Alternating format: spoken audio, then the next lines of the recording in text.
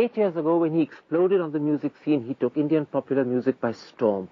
Whether it's films like Roja or Bombay, Taal or Dil Se, or albums like Vande Mataram or Jana Gana Mana, the effect was stunning.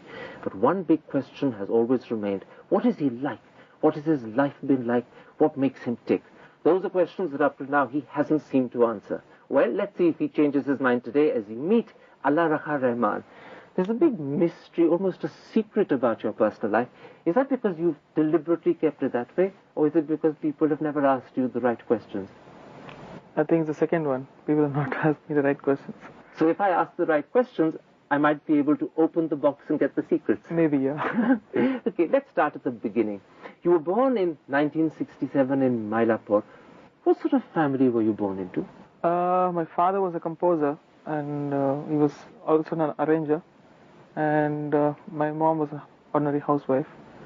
And he was a workaholic. And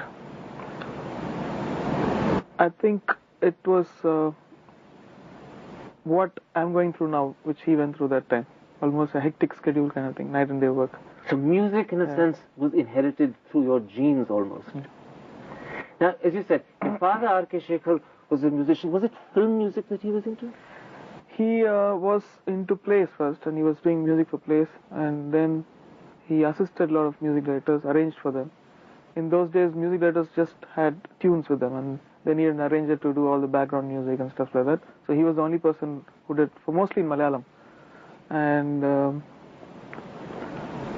after that, he did his first movie, and unfortunately, when the movie got released, the day it got released, he died.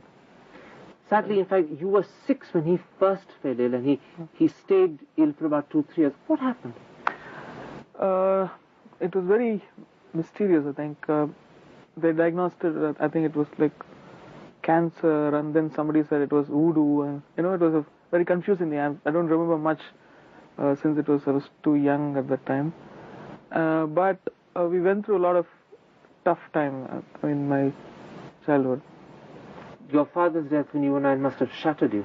I didn't get it that time because I was too young, and then I think it was almost when I was 18 I missed him. That's when I began to realize that I didn't have a father.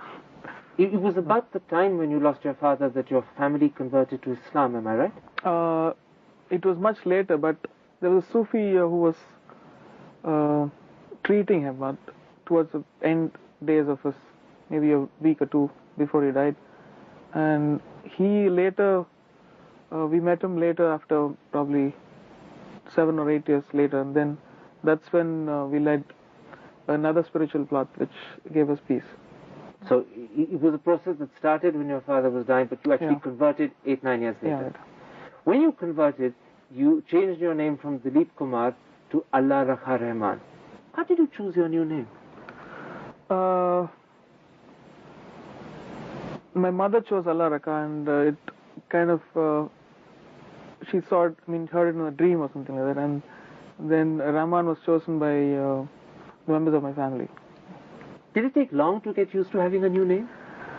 The basic thing was, I was almost working every day of my childhood, and it was like into the studios, then going back to school, and then after that, after finishing high school, I quit school and I started working from 9 to 9, and then night 10 to 5 in the morning I did jingles. So it was almost like a intoxicated, just work kind of thing. So you were never really conscious of your name? Yeah, conscious about anything. So when you changed from Dilip to Allah Rakha Rahman, the change didn't really matter. You just took it in your stride. I wanted something. I wanted to get out of that conscience. I wanted to get out of it and start a new life. So this thing helped me a lot. This was like I was a keyboard player, and then I became a composer.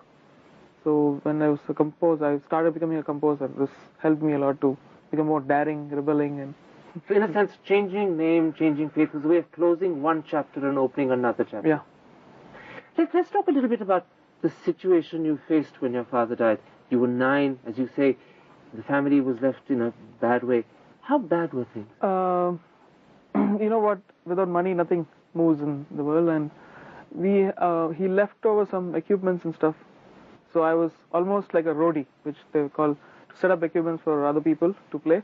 And then my mom suggested that why don't you go full time into music and do it yourself. Did you have to leave school, or did you have to do this at the same time as doing your studies? Both.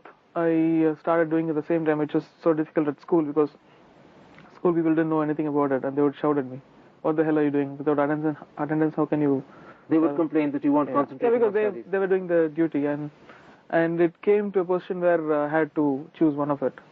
Then I chose music for it. At what age did you then drop out of school and choose music? When I was in +1, I think. And then at that point, music took over. Yeah. Now, I know that in the early days, the articles that are written claim that you worked with some of the leading Tamil directors, including Ilaiyaraaja. Is that correct? Yeah. When it says work, what did that mean? It was, I think, I started full-time studio sessions in, I think in